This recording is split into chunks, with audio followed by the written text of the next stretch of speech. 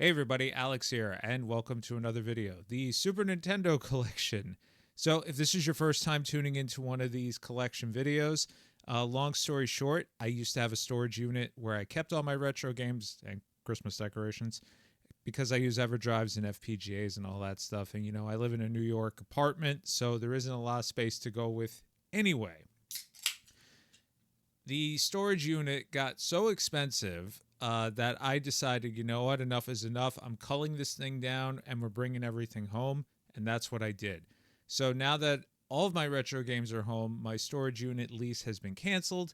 I have decided to share what I decided to keep, what has some significance to me, what I played, and what I think about these games in general. Now, this may look like a humble brag. Ooh, look what I have. Not really. It's more just me wanting to share what I ultimately decide to keep, because some things you think I may have, I actually don't. Or some things you think I probably don't have, I do. And the reason for that is because my belief of collecting at this point is if there is an easier way to play something and there's really no emotional attachment, there's no purpose to owning one game on 50 different consoles at this point. For me, you do you. If that works for you, more power to you. Like I said, I had to get a storage unit, and I finally just said enough is enough. Super Nintendo to me is actually a very important console based on when it came out. And I've mentioned this in some old videos where I originally went over my Super Nintendo collection, like, I don't know, like a decade ago. And I don't know if I still have it up or not, but I'm just going to give a brief synopsis. The Super Nintendo came out when I was in second grade, or rather, that's when I got it. So, around about 1991, 1992. And at the time, my father had lost his job, and my mom had lost her job at the same time. Her company ultimately got bought out, and they just laid everybody off. And my dad was politely asked to leave his current job because somebody's son needed a gig. And my dad, who was very well qualified as like senior level management, based on what he did, it's not that he couldn't find a job, it's just there's very limited availability unless you're willing to relocate, which at the time he was not, because I was a little kid. And the grounds of him being let go was so last minute. My parents we didn't even have a place to go. My parents actually owned an apartment in the city, but they had actually leased it out to somebody, and her husband had just passed away, and my parents were kind of like, we can't just throw her out. Like, this is awful. So the thought process was, while we get everything adjusted, we'll go stay with my grandparents for what was thought to be a couple of weeks. We ended up living there for over a year. And let's just say tensions were high between my parents and my grandparents. These are my mom's parents, so my mom could do no wrong. My dad, on the other hand, he was truthfully eventually thrown out by my grandfather, who basically said he's an asshole. And that was the end of that. So here we are. Alex is now also living out in Long Island, which is very far, based on where we lived, to my school in the city. My parents didn't want to pull me out of that school because I had just started to make friends and everything else. And I had just gone through all that summer school stuff that I mentioned in the Game Boy video. If you haven't watched it, there'll be a link to it here somewhere. So the idea of putting me through all that, then having me change schools and everything else in between, my mom really didn't think that was a good idea. Now, apparently waking up at 4 o'clock in the morning to get to school by 7 was a better idea, but my mom was working in the city as an administrative assistant because that was honestly all she could get, and it was through my uncle's company, and that was a favor that my uncle managed to call in for her. And it wasn't even a full-time, it was a full-time job, but it was like a contract. It was kind of like a temp thing. So how long she would have that gig, we didn't know. It was really banking on my parents being able to move back to the city, my mom getting a more long-standing, higher-paying job that she was accustomed to, which she eventually did, and my dad securing work locally, which ultimately really wouldn't pan out, as we'll probably discuss in later videos. Now, Super Nintendo, how does all this come into play? The Super Nintendo came out while I was living with my grandparents. My grandfather, proper old school. I survived the Great Depression, and I bought a Model T Ford for $20, and I had a pet duck. No joke. Sort of guy. Me sitting in front of the TV playing Nintendo made no sense to him. He claimed he could literally see my brain rotting from the inside out. And then we see commercials for the Super Nintendo. And my mom's like, well, what's the difference? And I go, this is Super. And my uncle, he didn't really visit as much at this point because, again, where we lived out in Long Island, it was like an hour and a half each way. So save special occasions, pain in the ass, right? So it wasn't like a daily evening, him coming over like every Wednesday and having dinner with me and hanging out and going for walks with me and taking me to the opera and the ballet and all this stuff. It all vanished. And pretty much the only time we did it was for Christmas. We went to go see the Nutcracker, which we did every Christmas since I was a little kid, up until I think I was like 23 or 24. For better or for worse. And by worse, I mean when his health started to decline, he still made it a point to do that with me. So on top of all of this, Alex got a really, really bad infection, which took doctors forever to figure out. As a matter of fact, this infection went on from the beginning of the school year until the summer, when they finally figured out enough of what it was. And I got a wacky fever, and it actually burned it out of me, believe it or not. So this infection actually gave me a terrible skin rash. I mean, covered with blisters, pimples, pus, whatever you want to say. It was very disgusting. And it was all over my body. Everywhere but my face, ironically. My back, my shoulders, my chest, my hands, even the bottoms of my feet. And I would go to school, second grade. And I do remember doing a video on this because I even say kids are vicious. So here comes Alex into school, embarrassed, at 4 a.m, his hands literally covered in Band-Aids like he's getting ready for a boxing match. And it's really just because there's just so much stuff going on. And during the day, while writing or taking a test or whatever, these Band-Aids, not to sound gross, you could tell they were damp, and it wasn't because I washed my hands. It was disgusting, to say the least. And I would come home, and truthfully, holding a Nintendo controller sometimes hurt because these things weren't tiny. They were big, and depending on where it was, like I had one on this particular finger right here, just hitting the edge of a controller was like electricity shooting through my arm. It was horrible. And you dare not pop these things because these were deep rooted. I'm not even going to go any further than that, but let's just say I have a scar on my ankle because of that. It's the ankle who gives a shit, right? Unless you're into that sort of thing. Now, my uncle was also very detached, in terms of being able to come over. My dad, I saw him maybe once every other weekend. And I'm not discounting this, I'm not comparing, but when folks talk about how parents have visitation rights, this was a taste of that for me, like when I look back at it. And it sucks. It truthfully sucks. As a kid, going to my dad, hang out with him, he was shacking up with friends, because my grandfather literally just tossed him out, like on a Monday. And by Tuesday, he was living with one of his hotel buddies. And he was a bachelor, and there was one time I came over, and there was a lady in the room with him, and then the next day there was another lady in the room with him. Now, you can imagine a second grader getting this explained to him, why Aswan has multiple girlfriends, and why he's always exchanging money. This is all very weird, for somebody to see at my age, which explains why I'm so jaded now and why nothing bothers me. But that's where the Super Nintendo came in.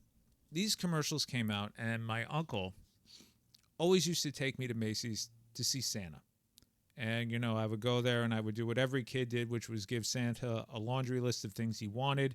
And then in the background, the mom, the dad, the uncle, the aunt, the grandma, the grandpa would start furiously writing down whatever the kid said. And then they would proceed through Macy's proper into the toy department, because they used to have a full-blown toy and electronics department, and presumably purchase these things and then sneak them home. So when they had the Super Nintendo kiosk, and on the occasions I did see my uncle, he would make it a point to somehow stop by Macy's, where I got to play Super Mario World.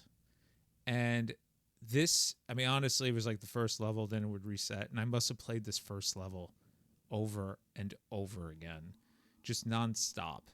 And, you know, that 30 seconds of catharsis with all this stuff going on, he could tell, like, like he needs this. He needs this release. Like, there's no way in hell, you know. He's living in his great grandmother's bedroom with his mom, sharing the same bed. Honestly, I was little enough where it's not weird. But what was weird is she passed away in that room, and I knew that as a second grader, and I was convinced Nanny Turner was going to come and slap the shit out of me in the middle of the night. It was all very, very weird. As a matter of fact, we didn't even have TV. My grandfather, we had one TV in the living room because he was a firm believer that you could only have one television in the house until my parents actually got one of theirs as storage. So I had something to watch VHS and play Nintendo on because he wasn't having it.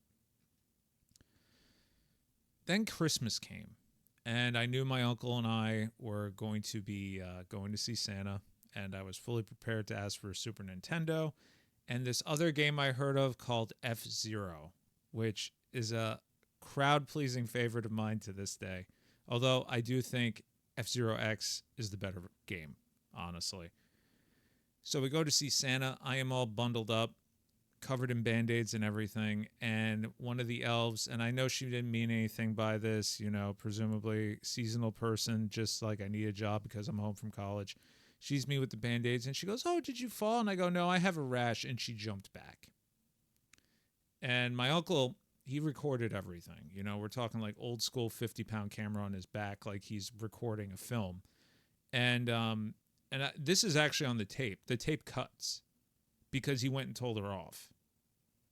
You know, it's very. I've watched the tape. Like she comes over to me, then you see her go like, and then the camera just cuts, and then it cuts to me sitting on Santa's lap, and I don't look thrilled at all. Like I'm not crying or anything, but I'm like, you know, like hi Santa, you know, and I'm like kind of like swirling my hands up a bit because it's so awkward.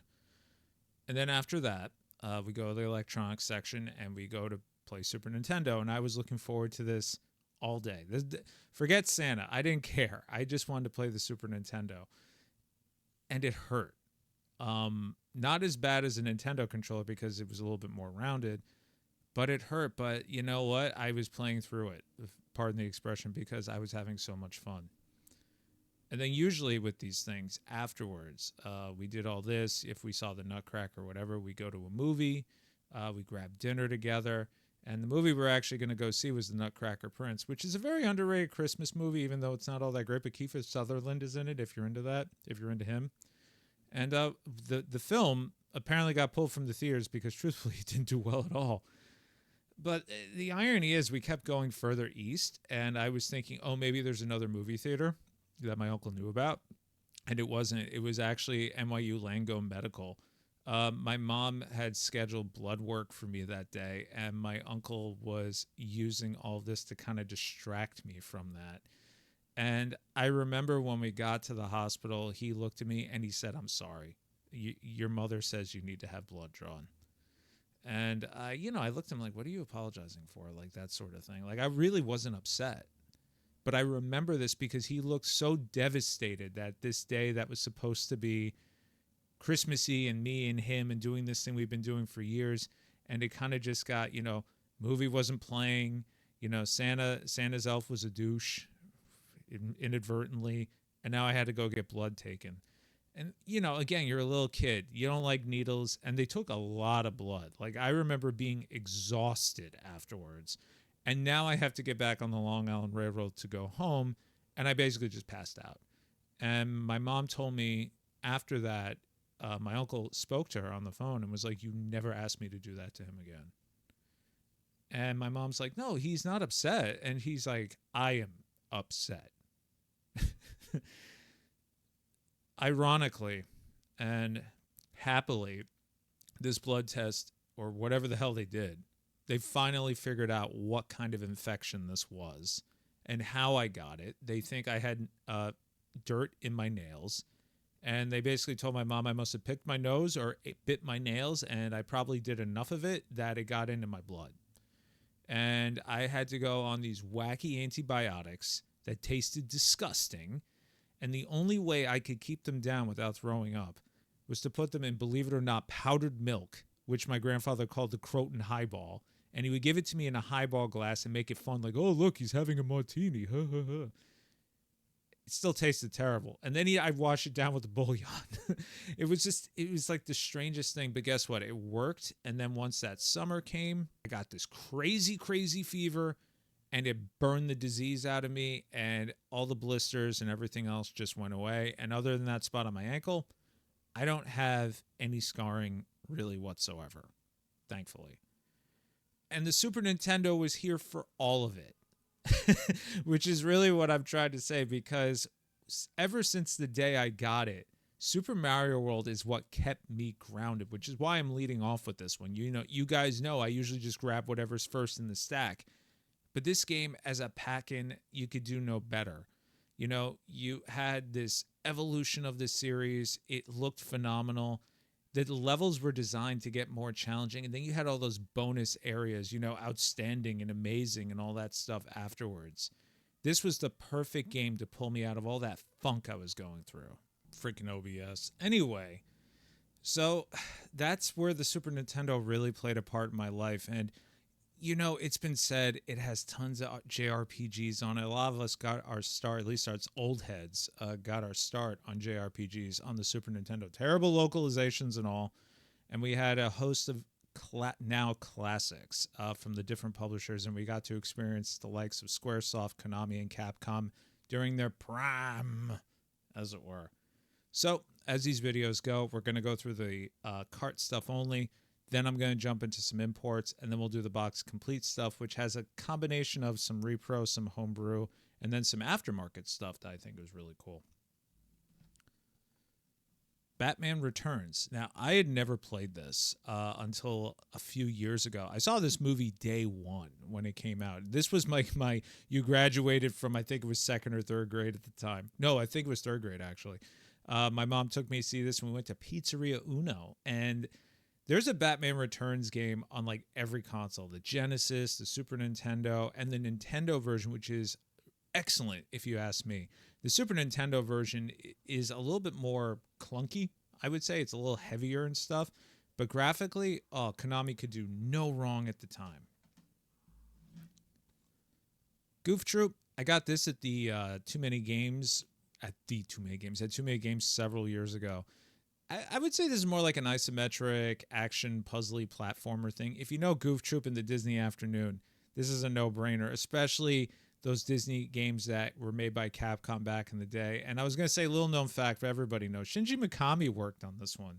It's a really good game, though, and it's not very expensive at all. Final Fantasy Mystic Quest. So I am like one of, I think, 10 people that actually like this game, and I had rented this back in the day at Blockbuster, and this was really like the kind of like how there's Super Mario USA, or Super Mario Brothers 2 USA as they call it. This was Final Fantasy USA, which was severely dumbed down for this audience because numbers make our brains hurt. And Alex rented this from Blockbuster, not knowing anything about it, and the person who had it before me apparently saved right before the last boss, so I beat the last boss and said I beat the game. And then I went back and played through it a bit. And I was like, this is kind of interesting. But I really wouldn't get into the series until much later. This was a gift from Steve Supremo several years ago. This is something I would like to get box complete just because of the nostalgia. But the battle theme in this game, man, it's on all the Theater Rhythm games at this point, I think, except for the first one. Banger. Absolute banger. One of my favorite battle themes of all time.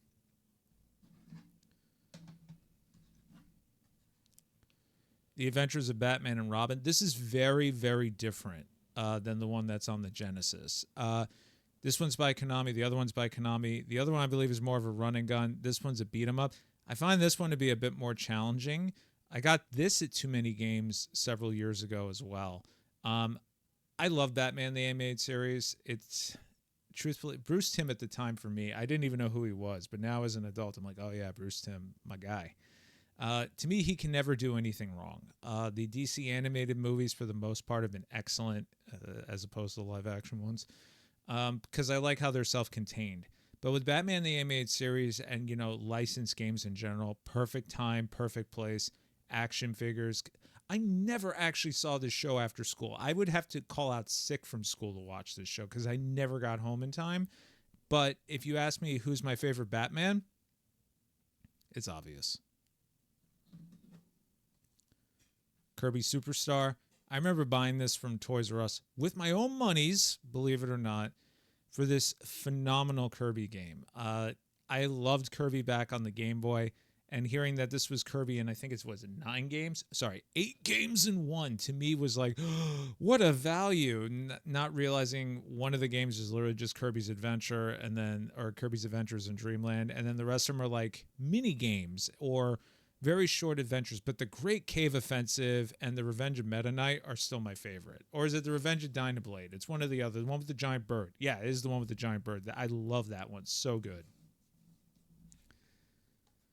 Tiny Toon Adventures. I got this for Easter. one of the infamous Easter gifts from my uncle, and he was like, "Oh, it has bunnies," and it's like Tiny Toon Adventures Buster Bust Loose. Honestly, out of all the licensed games I've played to this day, this one is my favorite. It even got a cover on Nintendo Power, that just did nothing but stoke my anticipation of this game. It was so good. I love the football level, and I know nothing about football, but it's my absolute favorite level in the whole game. Secret of Mana. So I had rented this way back in the day. And truthfully, I didn't like it. I saw the cover on Nintendo Power with the gold dragon. I read all these synopses and everything else, saw all the graphics and all the artwork, and that ultimately is what spoke to me the most, was how beautiful this game looked.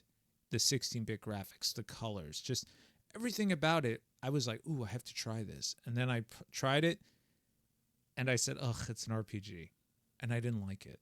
I didn't get into RPGs until much later. This is actually one of my closest friends' copies.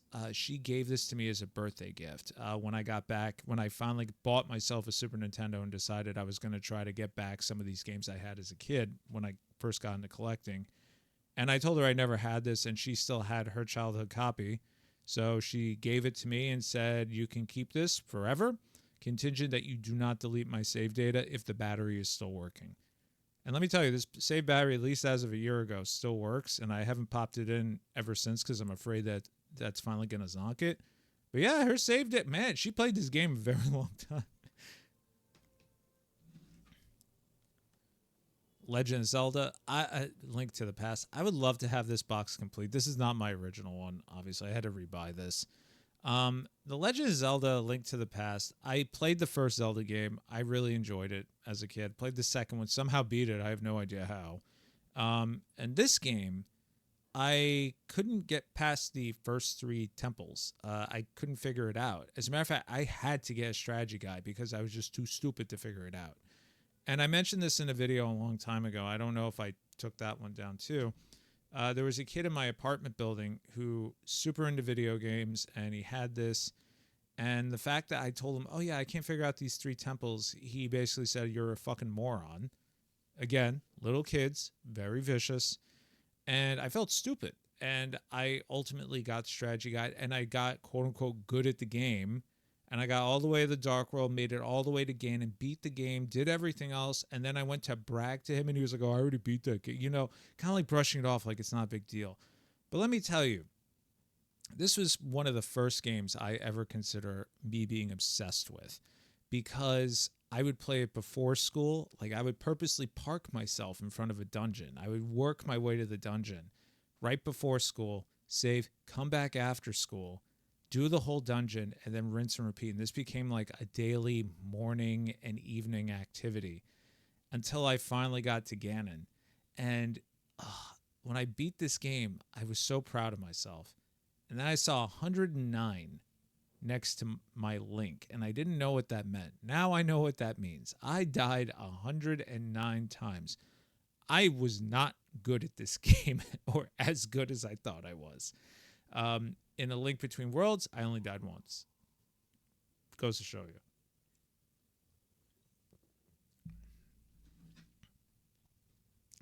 Final Fantasy 3. This is my childhood copy, believe it or not. When I was getting rid of all my stuff, my best friend took a bunch of my games, and another one will make a cameo appearance in here shortly. And this was one of them. And I think this video is still up on the channel, but it's much older.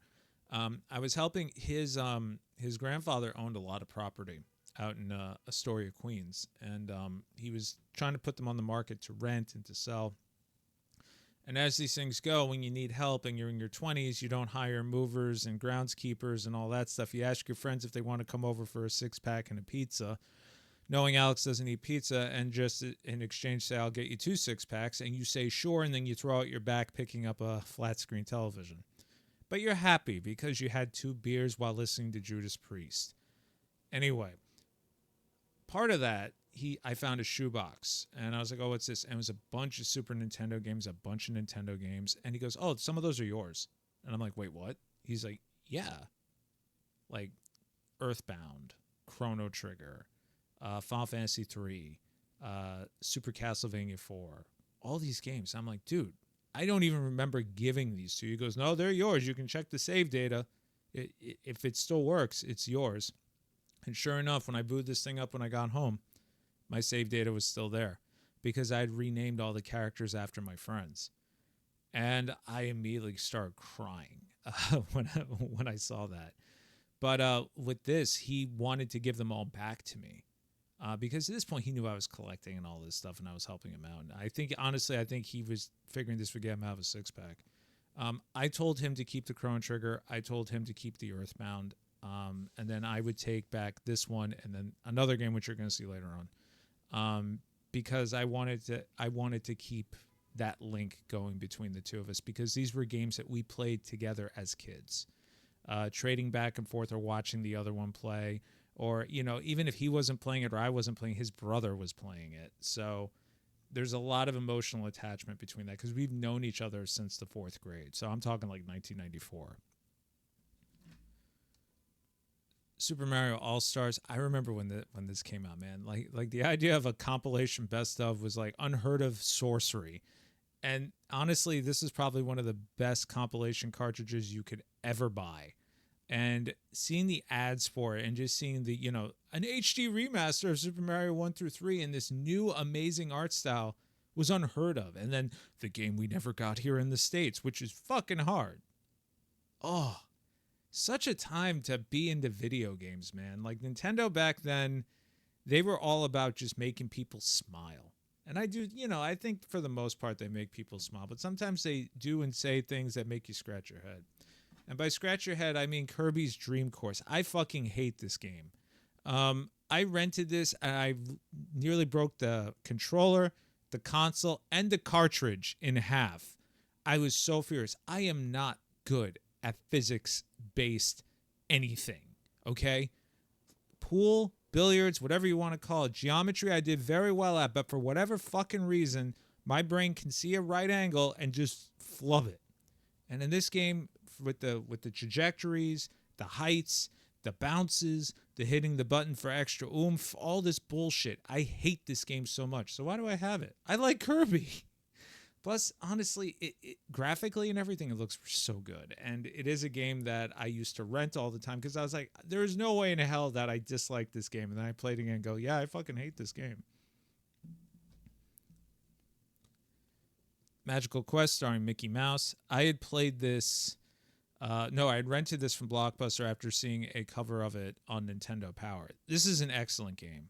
At the time, anything where Mickey would change into costumes or any character for that matter of fact, like your little Nemos and stuff. Honestly, as a little kid, I think at this point I was a little bit older. I always thought that was just fun. It just spelled fun. And this game is definitely fun. There are sequels. There is a second game and a third game. The third game came out under very limited circumstances on the GBA. But it's also available on the Super Nintendo in Japanese. And I used to have the GBA version, but it's like so rare, it just commands a lot of money. And I actually parted ways with it around COVID time just because I played it And I honestly, the first one had the most magic to me.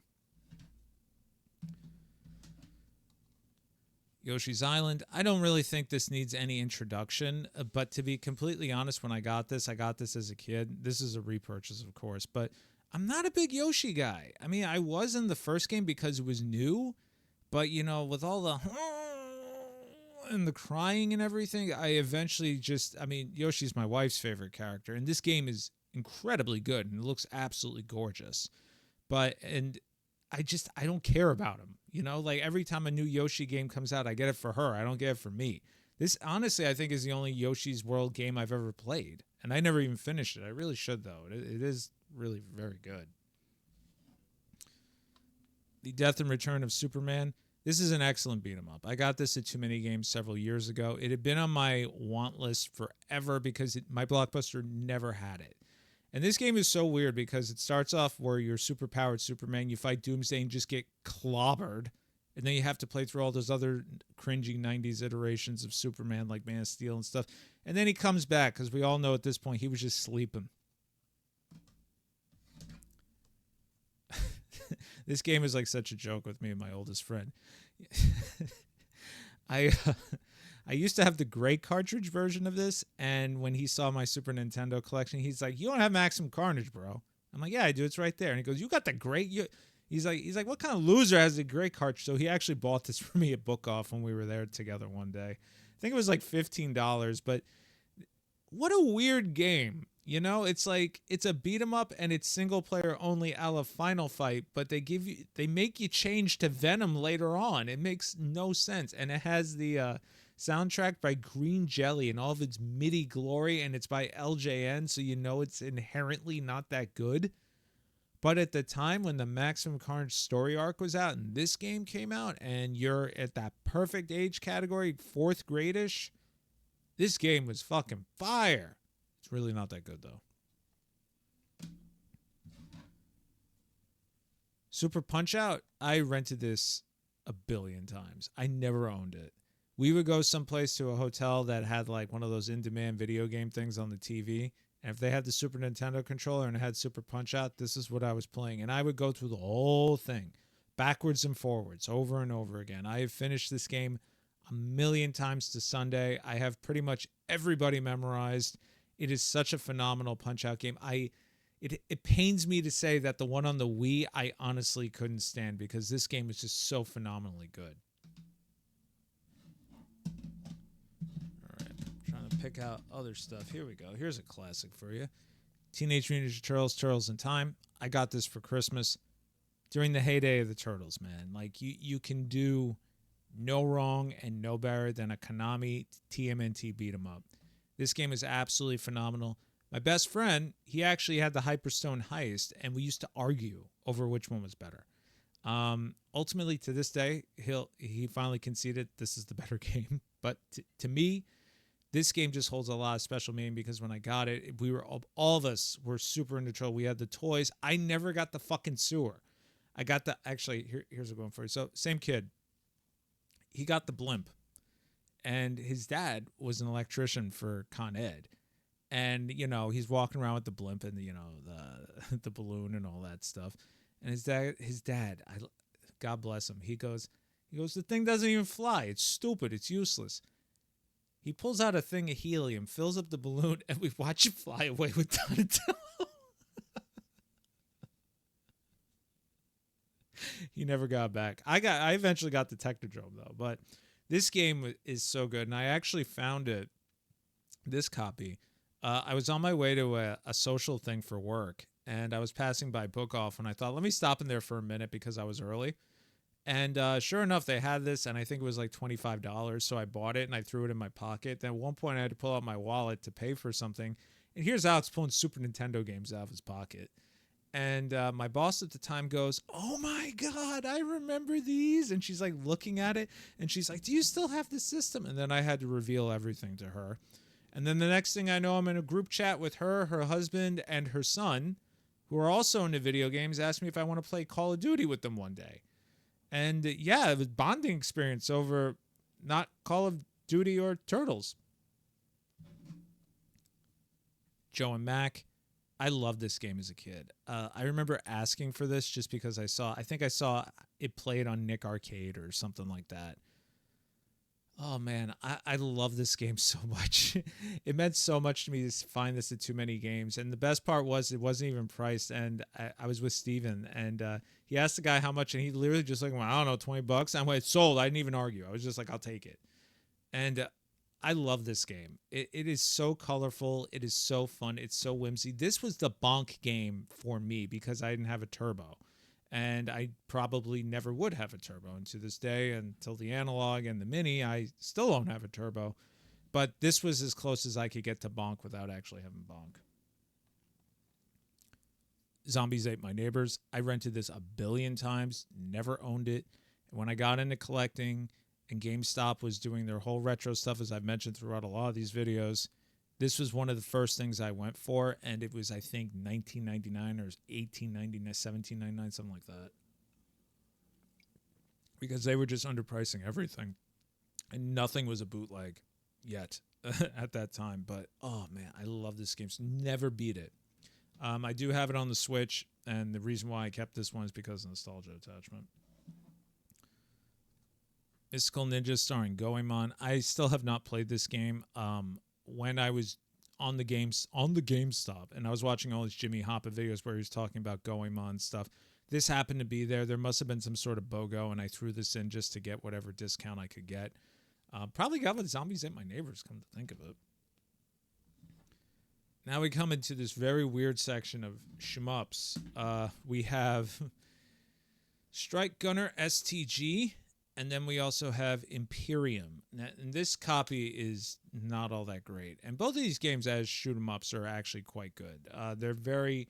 I think Imperium is my personal favorite, which is from Vic Tokai. And I think STG is from Taito originally. I think it's on the ACA collection on the Switch and all that stuff. But it's really good. But I still like Imperium more. I would love to have at least Imperium box complete, but this cartridge is just so ratty. It's just... there's no point.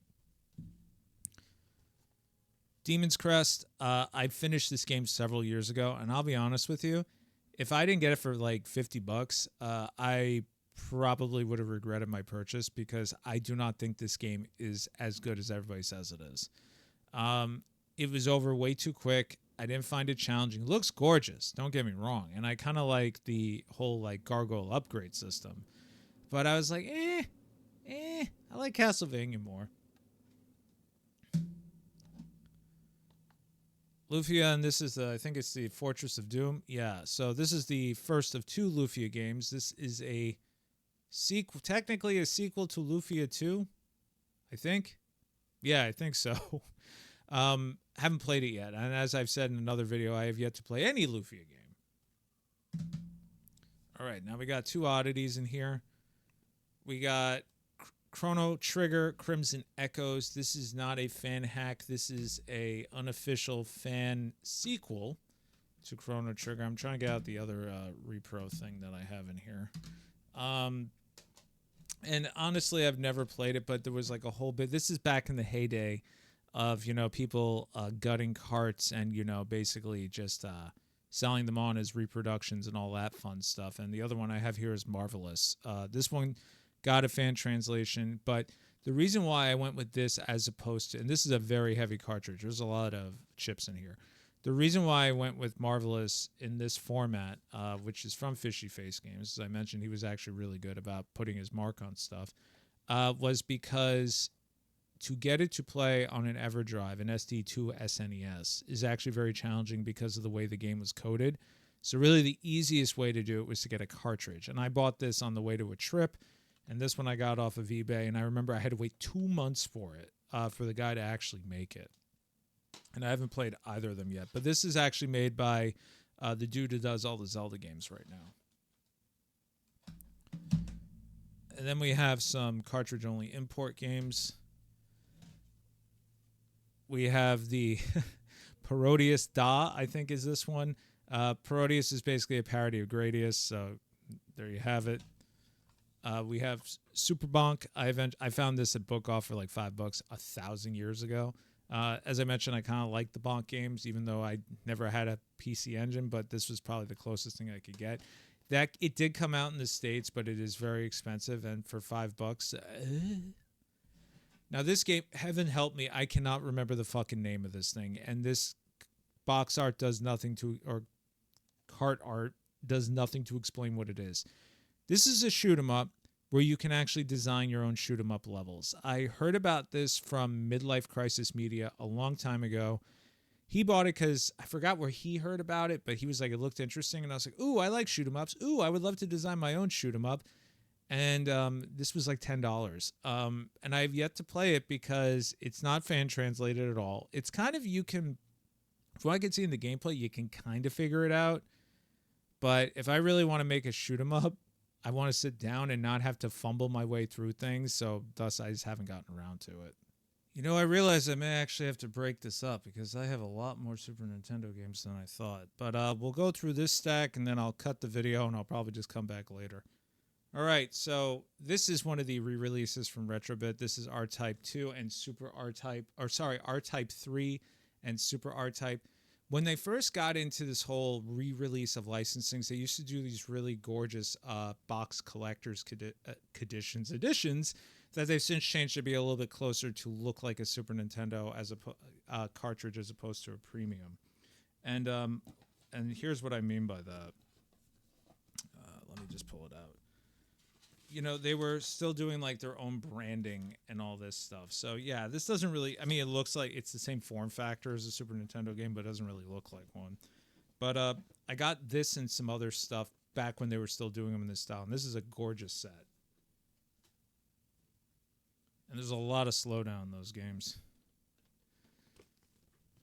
Super Castlevania 4. I got a manual with Steve-O at Too Many Games. I got a box from eBay, and I have my childhood cartridge from my best friend.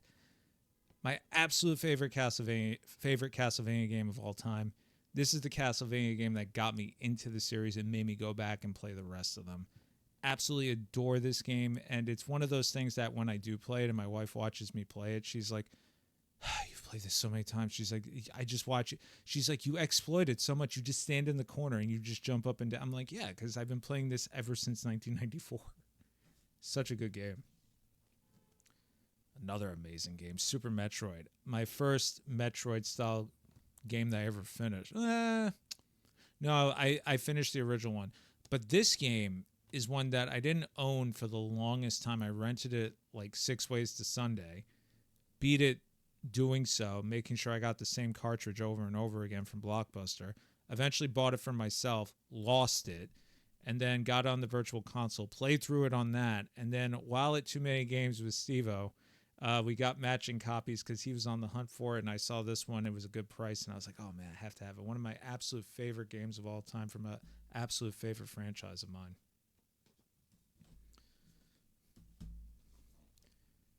UN Squadron, otherwise known as Area 88. If you've never seen this anime OVA, you're doing yourself a disservice. It is phenomenal. They just changed it to UN Squadron for the sake of localization. Essentially, it is Area 88. When you play the game, you'll actually see all that. Basically, they're just mercenaries in the Middle East, and they go around shooting down bad dudes, presumably for a lot of cash, because everybody has a debt to this mercenary crew, including the main character, Kazim. What the hell is his name?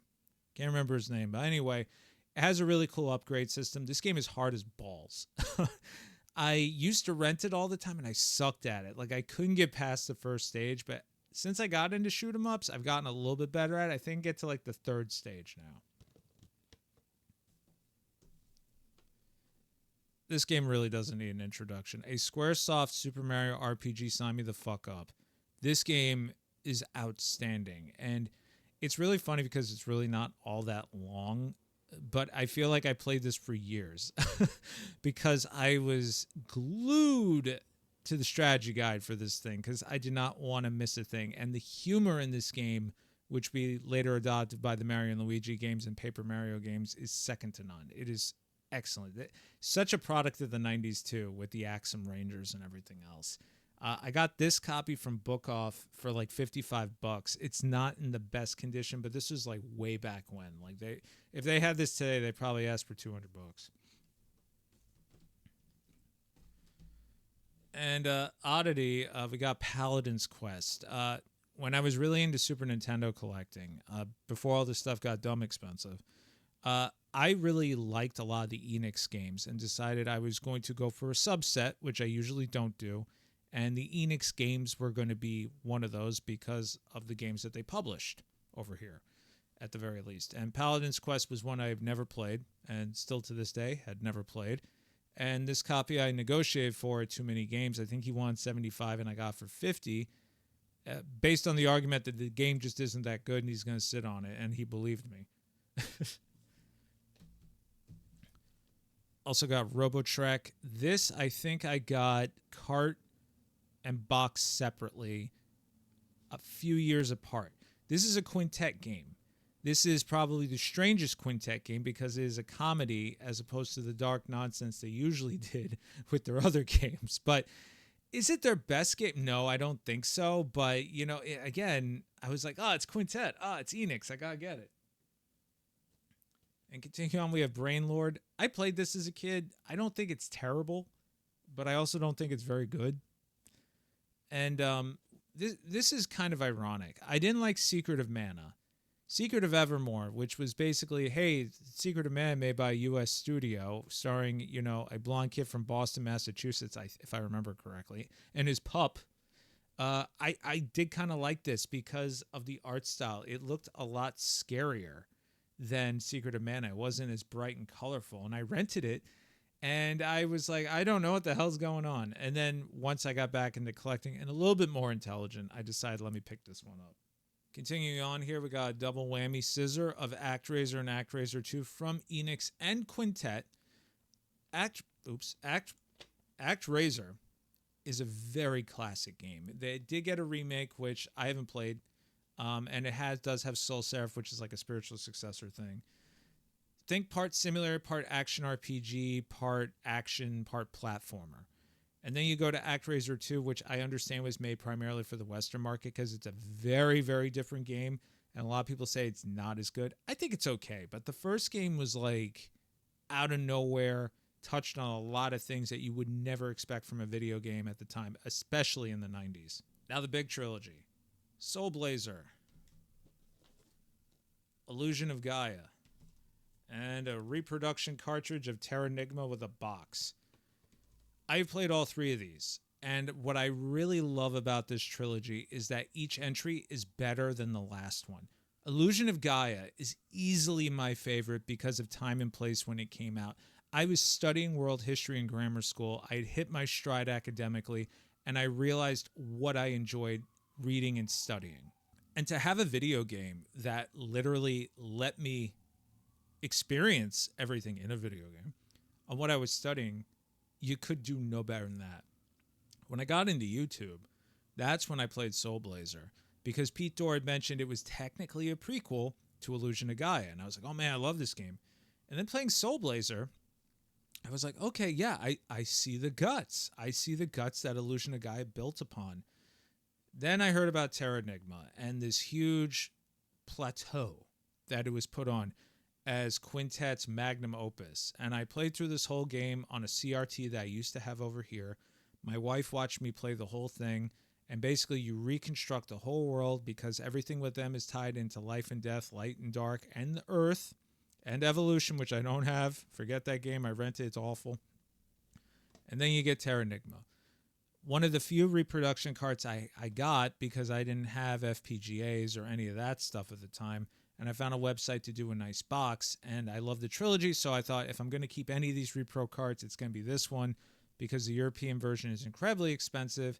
And at this point, I'm not, owning the Japanese version would make a lot of sense, but it doesn't really show up on eBay as often as I would like for a price I'm willing to pay. Plus, nobody's going to take this. Terranigma is actually my least favorite of the three. And it's not because it's a bad game. I think I did not, to quote Super Derek, hype responsibly. By the time I got to it, I had already had not so much spoiled for me, but I was expecting so much more out of it that all the symbolism was kind of lost on me because I already knew they were going to take all those directions because I'd played all the other games. I still need to play the Grand Stream Saga by them, which is technically like the unofficial fourth game in this trilogy. Okay, now we have some other re-releases. We have Undercover Cops. This is a beat 'em up done by, I think it's Irem. Yeah, Irem. This never came out in the States. Actually, no, I lie. I think it came out in the States, but it's very expensive. It's Iron Commando that never came out in the States. That is very expensive. Pico Interactive did a licensed re-release of that some time ago. I don't think it's available anymore, though. Both really good. If you're into beat 'em ups, can't do anything worse than that. Zero the Kamikaze Squirrel. I like Arrow the Acrobat, believe it or not. I'd never played this, and Limited Run was doing a retro re-release of that with Retrobit. So I bought it, and then I bought it on the Evercade, and now I'm thinking about possibly getting rid of this one, but I also ordered the retro releases of Acro the Acrobat because I really enjoyed those games growing up, so I feel like, I gotta keep it. The Joe and Mac collection. This is really just for the second one in Congo's Caper, but truthfully just Joe and Mac too, because this is way less expensive. This was on Amazon. It may still be on Amazon as of this recording. This was like $25. This is when they were, I think it was Retrobit still. Yeah. Retrobit was trying to make these more widely available. From time to time, you can still find them on Amazon Japan if you have Super Famicom game cart playable capabilities, and they're really not that expensive because they've since upgraded to a little bit more of a fancier style, and this here is King of Demons. I originally had a fan translation of this. Think like a action platformer version of Castlevania with guns and demons. This was originally one of the, if you're going to import a game or you want a fan translation import, this is one of the games to play. It is dark. It is so cool too, especially all the demon evolution for yourself because it's kind of customizing. But it's hard. It's really hard. And when Retrobit put out a re-release of this, I was like, oh man, I gotta get it. I absolutely adored this game when I played it. And it was originally recommended by Pete Dorr as well. Jaleco Brawler Pack. This one has Tough Enough, The Peacekeepers, Brawl Brothers, and Rival Turf. I had all these games physically, and then this came out, so you can guess what happened. I love beat 'em ups. I'm such a sap. I am really such a sap. Sydney Hunter, and which one is this one again? The Caverns of Death. So all you old head YouTubers, you remember Gamester 81? This is his game. He from his company, Collector Vision, and I backed this on Kickstarter. Still haven't played it, but you know, his Gamester 81, I've been a fan of his for a very long time, and I'm happy to see he's still doing his own thing with the Game on Expo and all that. So figured, let me support him. As I hit the mic. Rendering Ranger, this never came out over here. This is like a hybrid side-scrolling shooter / shoot 'em up that came out in Europe. It really pushed the system hardware to its limit. There have been repros of this in the past, and I used to have one. It's good, but it demanded a very high price at the time because the release was very limited or like not at all, and it was more like a leak thing. But it's quite good, and now it's coming out on Switch as of this recording. But I enjoyed it for what it was, and the history of it at least. Okay, we're almost done. Super Famicom, DQ1 and 2, DQ3. Like I said, I'm a sap for these games. I've played DQ3. I haven't played DQ1 and 2 yet, but I won the Akira Toriyama art. Eden of the East 0. This has a fan translation. This is a prequel to all the Eden of the East games. Ys 5. Now, there's two versions of this. First off, nobody likes Ys 5 because it was made by another studio from what I understand. But this game is dumb easy. I haven't finished it yet, but it's stupid easy. There's another version called Ys 5 Expert, which is actually difficult. This game is not very good. It does have a fan translation. And ironically, while I haven't finished it, this is like the one Ys game they haven't remade yet. Given the fact that they have redone the rest of them, I'm kind of hoping they do it for this one too, because I feel like it's long overdue. Fire Emblem, I don't know which one this is. I got that at a Midwest Gaming Classic with Emperor Fox. Also got Bahamut Lagoon at the Midwest Gaming Classic with Emperor Fox. And Treasure Hunter G, also at the Midwest Gaming Classic with Emperor Fox. And Gun Hazard. You can see the theme here. And I just realized I forgot 3 Super Nintendo games. So it's okay. We'll backtrack. Because I got to go. For those of you who don't know, maybe I omitted it in this one. If a game has a fan translation, I have the ability to own it legitimately. I will do so. I don't care about the region. The fact that I can buy Super Famicom versions for pennies on the dollar so I can say I legitimately own this game and not feel guilty upon beating it, gold. Bahamut Lagoon and Gun Hazard were like the who's who of import games back when I was a kid. Nobody knew Japanese. There were no ROM translations. You would get a translation guide, which was literally a Microsoft Word document that they would print out 3,000 pages and hand it to you, particularly at this import store I used to go to. Not a good look. And the final 3 games, we have Final Fantasy II, my absolute favorite Final Fantasy of all time. It's a little ratty, but, it does the job. Lufia 2, I bought the box, and I believe this has the manual in it too, from Sick Cooper when he first opened up his store, Double Jump Video Games, way back when. He didn't even have a website at the time. He was basically just doing trades and purchases through Instagram, because it was a much smaller store than it is today. But he's come a long way, and I'm very proud to have seen that whole evolution. And then the 7th Saga to round out my Enix collection. This one's a little faded, but it does the job. So there you have it. And that's the irony of this. This is like my largest collection. It is all JRPGs for the most part, but you can see like the games I have played are all card only, which is so funny, which really shows you when I got more so into the collecting aspect as opposed to recapturing my childhood aspect. I am happy that I do have Castlevania 4 box and Super Mario RPG, of course. And Illusion of Gaia, of course, as well. I would love to have Joe and Mac box. I would love to have Final Fantasy 3 box, but that's my childhood copy. If I can't just get a box only, I'm not parting ways with it. But anyway, let me know what some of your favorite Super Nintendo games are. What parts of your collection from the Super Nintendo do you have great nostalgic attachment to? I'm sorry this one's a little rushed, but I'm running short on time. I'm Alex, and I'll see you all in the next video. Take care.